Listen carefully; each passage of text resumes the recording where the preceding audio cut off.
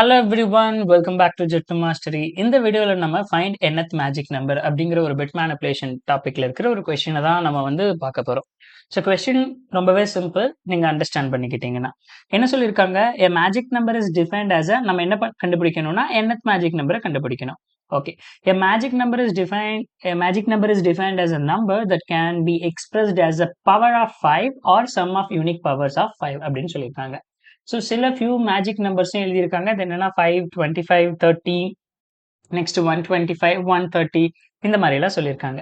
சரி, ஓகே. இப்போ நம்ம மேஜிக் நம்பர்னா என்ன, இவங்க என்ன கேட்டிருக்காங்க? ஃபைண்ட் தி nth மேஜிக் நம்பரை ரிட்டர்ன் பண்ண சொல்லியிருக்காங்க. தென் ஆன்சர் ரொம்ப பெருசுங்கிறனால 10⁻9 + 7 கூட நம்ம வந்து மாடுலோ பண்ணி ரிட்டர்ன் பண்ணணும் ஆன்சரை.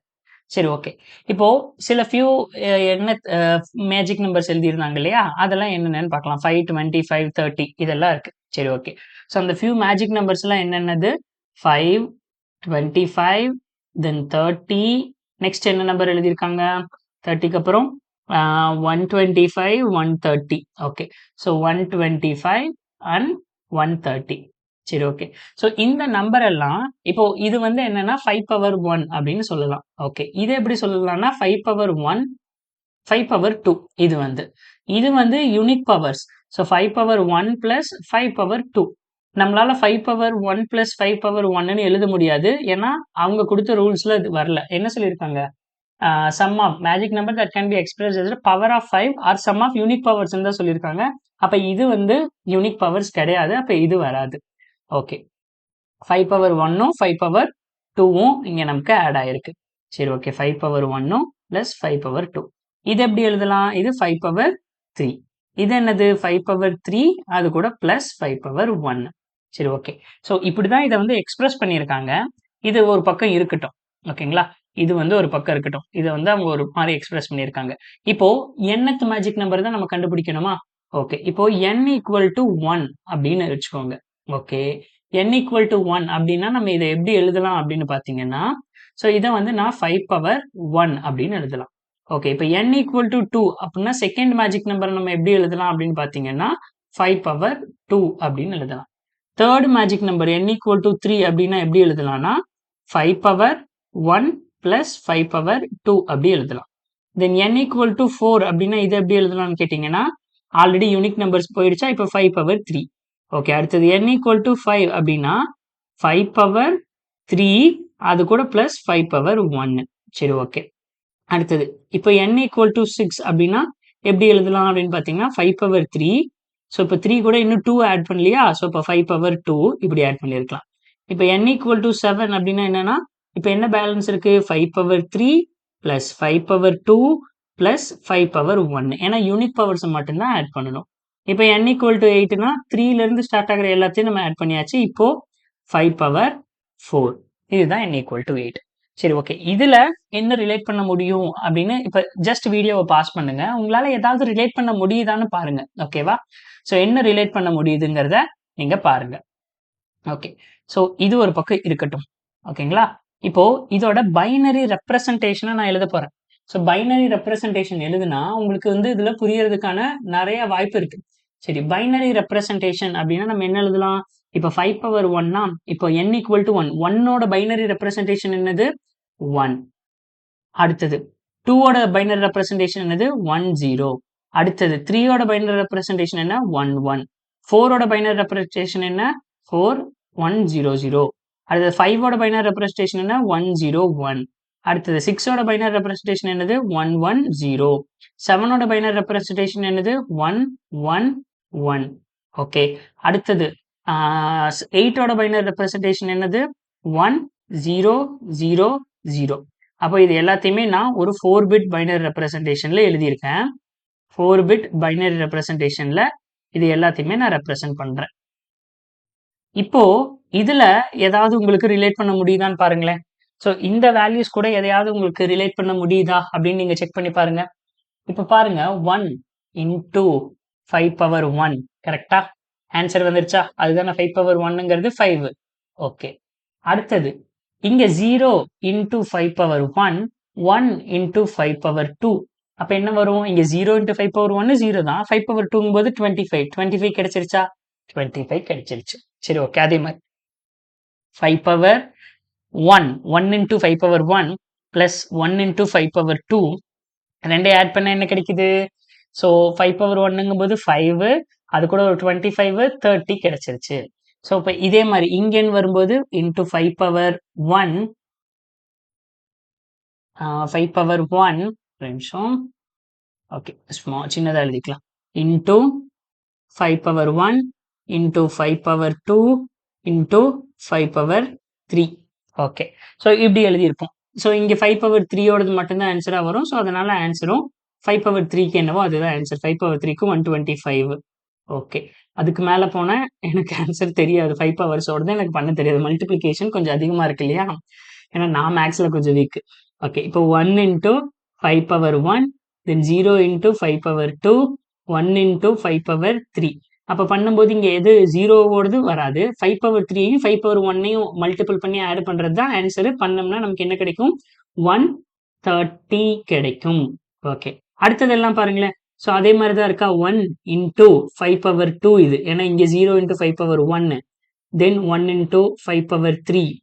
அப்போ இங்கே பாருங்க 1 into 5 power 1 plus 1 into 5 power 2 plus 1 into 5 power 3 plus இந்த 0 கணக்கில் வராது.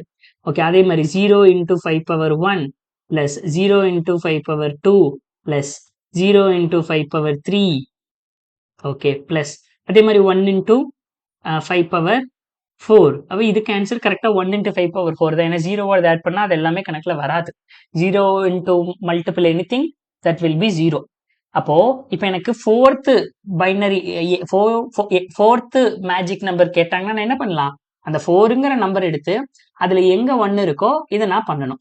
அப்போ நான் இனிஷியலாக என்னோட பவரை இப்போ இதுக்கு சூடோ கோட் எழுதணும் அப்படின்னா பாருங்களேன், இதுதான் கான்செப்ட்.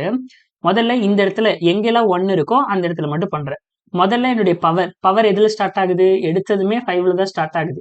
ஏன்னா 5 இன்டூ 1 5 இன்டூ 2 5 இன்டூ 3 அப்படிதான் வருது. ஓகேவா? சரி ஓகே. அப்போ நான் முதல்ல என்ன பண்ண போறேன்? இனிஷியலா என்னுடைய பவரே வந்து 5ல தான் ஸ்டார்ட் ஆக போகுது. ஏன்னா இங்க 1 இருந்தாலே அது 5 பவர் 1ல இருந்தா வரப்போகுது. ஸோ என்னுடைய சூடோ கோட்ல என்னுடைய பவர் இனிஷியலா என்னுடைய பவரே நான் 5ல தான் ஸ்டார்ட் பண்றேன். சரி ஓகே. அதுக்கப்புறம் என்னுடைய எண் இருக்கு இல்லையா? எண் வந்து அவங்க ஏதோ ஒரு நம்பர் வச்சிருக்காங்க, வச்சுட்டு போறாங்க. இப்போ நான் வந்து என்னுடைய ஆன்சர்ல கன்ஸ்ட்ரக்ட் பண்ணணும். என்னுடைய மேஜிக் நம்பர் என்னங்கிறத நான் பார்க்கணும். அப்படியா? ஸோ அதனால என்னுடைய ஆன்சரை இனிஷியலா நான் என்ன பண்றேன்? 0ன்னு வைக்கிறேன். ஓகேவா? அந்த ஆன்சர்ல தான் நான் இதெல்லாம் ஆட் பண்ண போறேன். இப்போ ஒரு நம்பர் எடுத்துக்க போறேன். வைல் என்னுடைய இந்த நம்பர் இருக்கு இல்லையா? இந்த நம்பர் வந்து நாட் ஈக்குவல் டு 0 வர்ற வரைக்கும் நான் இந்த ப்ராசஸை ரிப்பீட்டடா பண்ணிட்டே இருக்க போறேன். ஓகே. இப்போ ஒரு நம்பர் 4ங்கிற ஒரு நம்பர் எடுத்துக்கோங்களேன். இல்ல 8ங்கிற ஒரு 8 வேணாம், 7ங்கிற ஒரு நம்பர் எடுத்துப்போம். 7ங்கிற நம்பரோட பைனரி ரெப்ரசன்டேஷன் என்னது? n equal to 0 1 1 1. ஸோ நான் இப்போ இந்த எண்ணில் முதல்ல என்ன பண்ண போறேன்?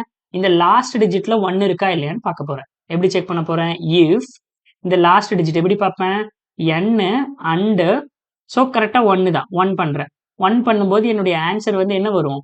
அந்த இடத்துல 1 வந்ததுன்னா அங்கே 1 இருக்குன்னு அர்த்தம். கரெக்டா? அங்கே 1 வந்ததுன்னா 1 இருக்குன்னு அர்த்தம். அப்போ நான் என்ன பண்ணுவேன்? ஸோ 1 வந்ததுன்னா நான் 1 வந்தாலும் சரி வராட்டியும் சரி நான் கம்ப்ளீட்டாக ஆட் பண்ணிட்டே வருவேன். கரெக்டா?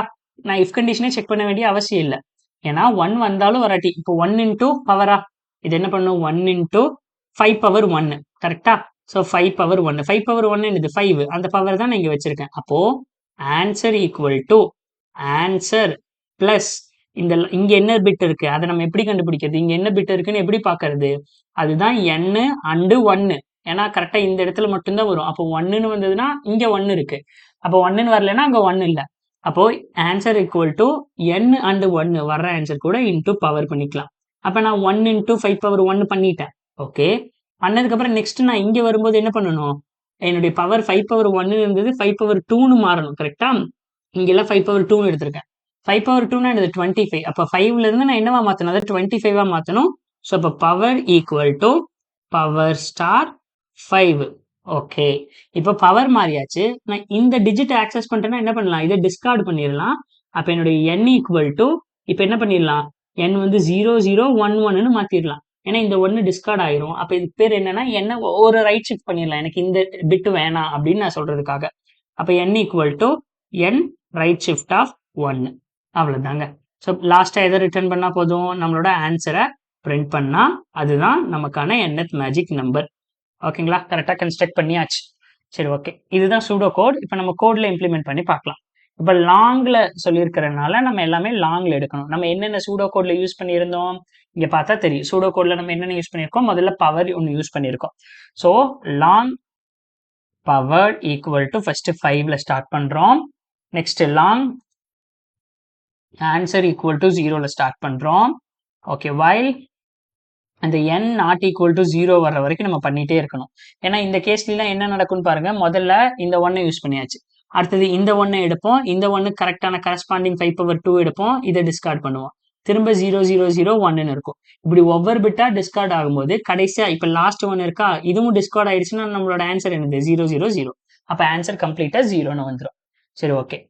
அப்போ என்னுடைய n நாட் ஈக்குவல் டு 0 வர்ற வரைக்கும் நான் பண்ணணும்.